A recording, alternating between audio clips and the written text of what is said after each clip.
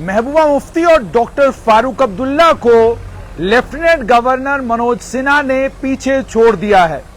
एक समय भारत की राजनीति में डॉक्टर फारूक अब्दुल्ला और महबूबा मुफ्ती भारत के सबसे ताकतवर लोगों में पहले 20 में या पहले 30 में आया करते थे, लेकिन आज डॉक्टर फारूक अब्दुल्ला और महबूबा मुफ्ती 80 नंबर के बाद आए हैं।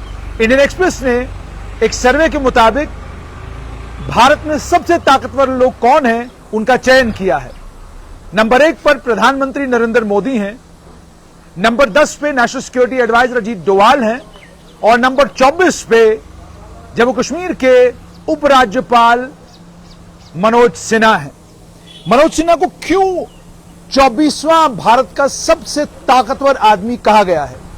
63 वर्षीय मनोज सिन्हा को लेकर यह कहा गया है कि जम्मू कश्मीर चलाना इतना आसान नहीं है था।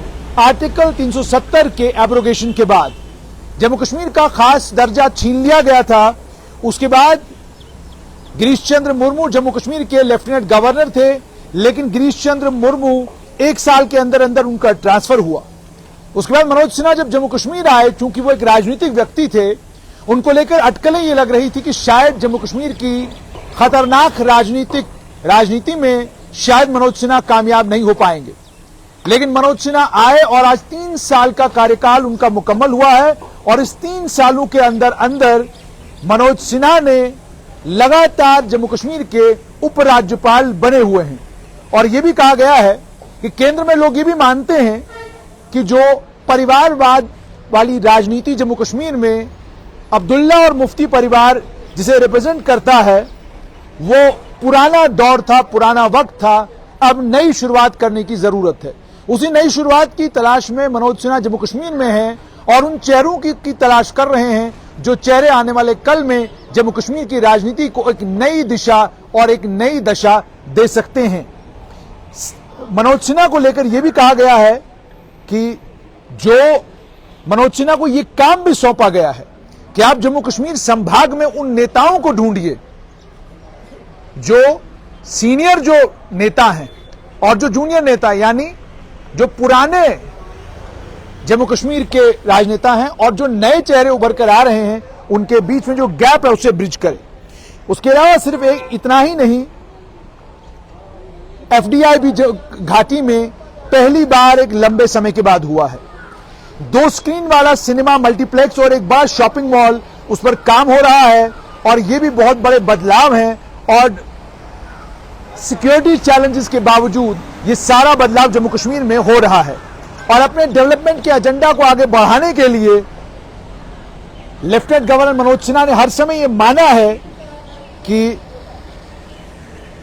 जम्मू कश्मीर में जो हालात हैं, उन हालात के चलते जम्मू कश्मीर के दोनों समुदायों को उसने नुकसान पहुंचाया है। और आप ये देखें, ये कितनी बड़ी बात इंडियन एक्सप्रेस ने कही है कि लेफ्टिनेंट गवर्नर मनोज सिन्हा, उपराज्यपाल मनोज सिन्हा जाइए मानते हैं कि जम्मू संभाग की कुछ परेशानियां हैं, जम्मू संभाग के लोगों की कुछ नाराजगियां हैं और कुछ जायज मांगे हैं, लेकिन वहीं पर कश्मीर संभाग के लोगों को लेकर एक तरह की विचारधारा या एक तरह की सोच बनाए रखना गलत बात है। उन लोगों ने भी बहुत कुछ झेला है, यानी किस तरीके से जम्मू कश्मीर में वो घाटी और जम्मू के बीच में बैलेंस मेंटेन कर रहे हैं, यह भी उनके पक्ष में गया है। और अब उसके बाद क्या है, जम्मू कश्मीर में असेंबली के चुनाव होने वाले हैं और लेफ्टिनेंट गवर्नर मनोज सिन्हा की सबसे बड़ी चुनौती यह है कि उन्हें जम्मू कश्मीर में साफ सुथरे चुनाव कराने हैं।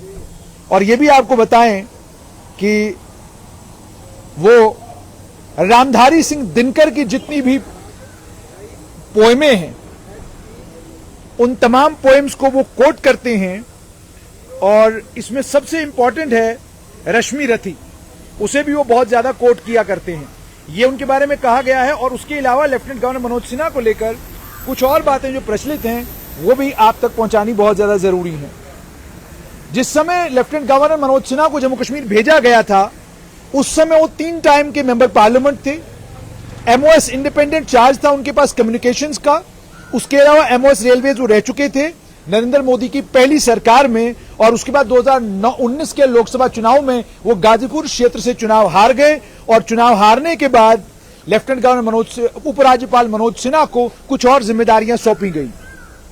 उसके बाद ये भी उनके बारे में कहा जाता है कि जो टाइमलाइन केंद्र उपराज्यपाल मनोज सिन्हा मंत्री के तौर पर जब वो केंद्र में थे, जो टाइमलाइन वो दिया करते थे उसी टाइमलाइन में तमाम कामों को पूरा करवाते थे।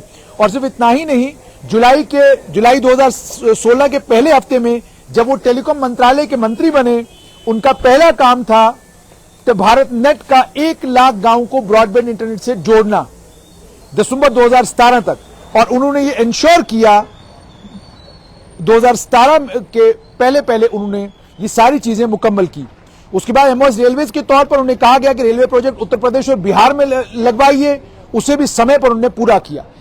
63 वर्षीय Manoj Sinha BTech in civil engineering में institute of technology BHU Varanasi से 1 जुलाई 1959 को मोहनपुर गाजीपुर में उनका जन्म हुआ। उसके बाद उन्होंने UP board of school education से पढ़ाई की। उसके बाद आईटी बीएचयू में गए, यूनिवर्सिटी में वो अखिल भारतीय विद्यार्थी परिषद में चले गए और उसके बाद छात्र नेता बनने के बाद सिन्हा ने स्टूडेंट्स यूनियन की काशी हिंदू विश्वविद्यालय में उसे उन्होंने अध्यक्ष के तौर पर वहां पर अध्यक्ष रहे। 1981-82 में 1999 में भारतीय जनता पार्टी की राष्ट्रीय कार्यकारिणी के वो सदस्य बने। लेफ्टिनेंट गवर्नर मनोज सिन्हा को 24वां सबसे ताकतवर आदमी बताना और डॉक्टर फारूक अब्दुल्ला और महबूबा मुफ्ती के ऊपर उन्हें दिखाना साफ तौर पर दर्शाता है कि जम्मू कश्मीर में बहुत कुछ बदल रहा है और इस बदलाव का एक कारण उपराज्यपाल मनोज सिन्हा है।